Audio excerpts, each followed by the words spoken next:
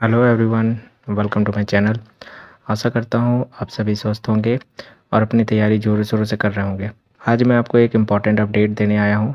Finally SBI की तरफ से बहुत बड़ी वैकेंसी की नोटिफिकेशन जारी हो गई है। इस फॉर्म के बारे में सारी जानकारी जान लेते हैं। फॉर्म फिलअप से फाइनल सिलेक्शन तक का क्या प्रोसेस रहेगा, तो चलिए इस वैकेंसी को डिटेल में समझ लेते हैं। जैसा कि आप देख रहे हैं, यह vacancy recruitment of junior associate के अंदर आई है, जिसमें आपको कस्टमर सपोर्ट और सेल से रिलेटेड वर्क करनी होगी। इस फॉर्म को अप्लाई करने का डेट 27/4/21 से 17/5/21 तक है। जैसा कि आप यहाँ देख सकते हैं कि सारी सीट्स जो है स्टेट के अकॉर्डिंग डिवाइडेड है। रेगुलर वैकेंसी 5000 है, बैकलॉग वैकेंसी 237, यानी टोटल वैकेंसी 5237 की है। यदि आप इस वैकेंसी को अप्लाई करना चाहते हैं तो आपकी मिनिमम एज 20 ईयर्स होनी चाहिए और मैक्सिमम एज 28 ईयर्स होनी चाहिए। एज रिलैक्सेशन की बेनिफिट ST/SC कैंडिडेट को 5 ईयर की मिलेगी, OBC को 3 ईयर, PWD जनरल EWS को 10 year, PWD ST/SC 15 year, PWD OBC candidate को 13 ईयर की रिलैक्सेशन दिया जाएगा।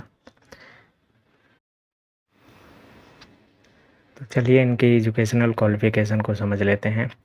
जो भी कैंडिडेट इस फॉर्म को अप्लाई करना चाहते हैं वो उनकी मिनिमम क्वालिफ़िकेशन ग्रेजुएशन होनी चाहिए।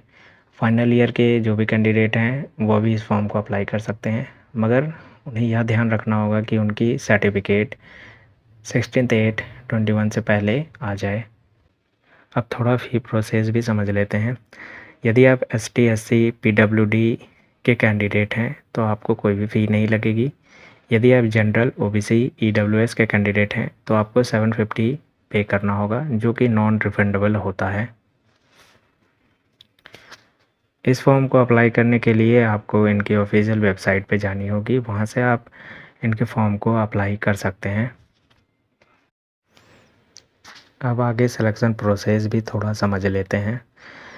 इसमें आपको 2 तरह की एग्ज़ाम देनी होगी। सबसे पहले प्री के लिए आपको 1 आवर का समय दिया जाएगा, जिसमें 3 सेक्शन होते हैं: इंग्लिश, रीजनिंग, मैथ्स।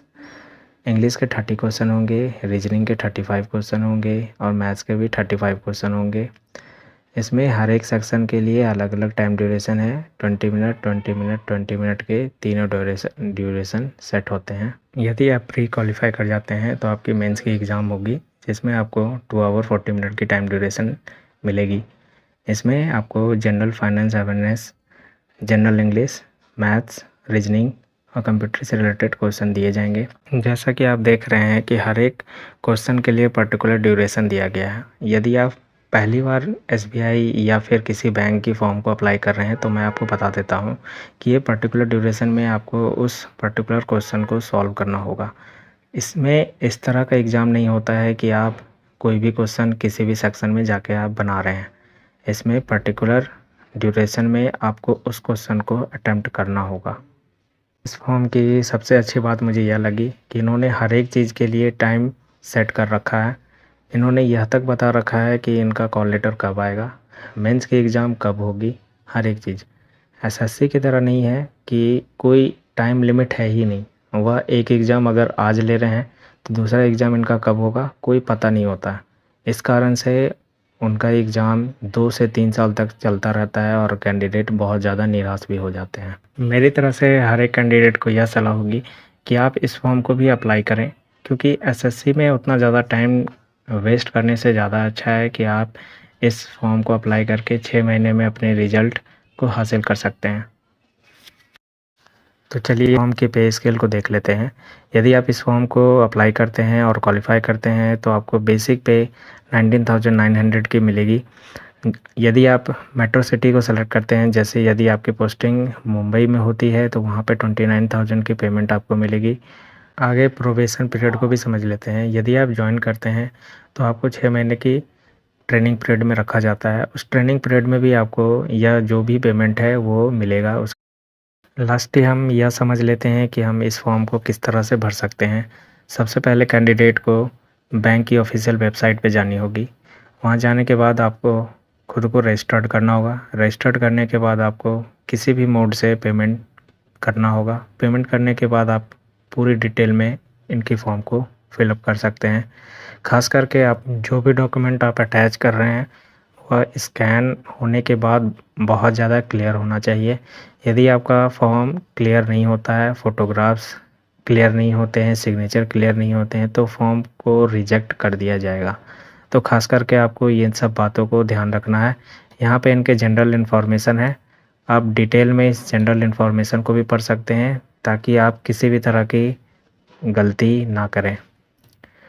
दोस्तों, यह नोटिफिकेशन मैं अपने डिस्क्रिप्शन बॉक्स में डाल दूँगा, आप वहाँ जाके इसे डाउनलोड कर लें और अच्छे से डिटेल में इसके नोटिफिकेशन को पढ़ लें ताकि आप किसी भी तरह की गलती ना करें। लास्ट पेज में आप इनके एग्ज़ाम सेंटर को देख सकते हैं। आप वैसे ही एग्ज़ाम सेंटर को चूज़ करें जहाँ आप आसानी से जाके एग्ज़ाम को दे सकें, क्योंकि आपको भी पता है कि जिस तरह का माहौल चल रहा है, इस माहौल में आपको कहीं भी दूर जाके एग्ज़ाम देने में काफ़ी तकलीफ़ हो सकती है, काफ़ी प्रॉब्लम आ सकती है। इससे अच्छा है कि आप अपने नियरेस्ट सेंटर को ही चूज़ करें ताकि आप एग्ज़ाम अच्छे रूप से दे सकें। आशा करता हूँ यह वीडियो आपको पसंद आई होगी।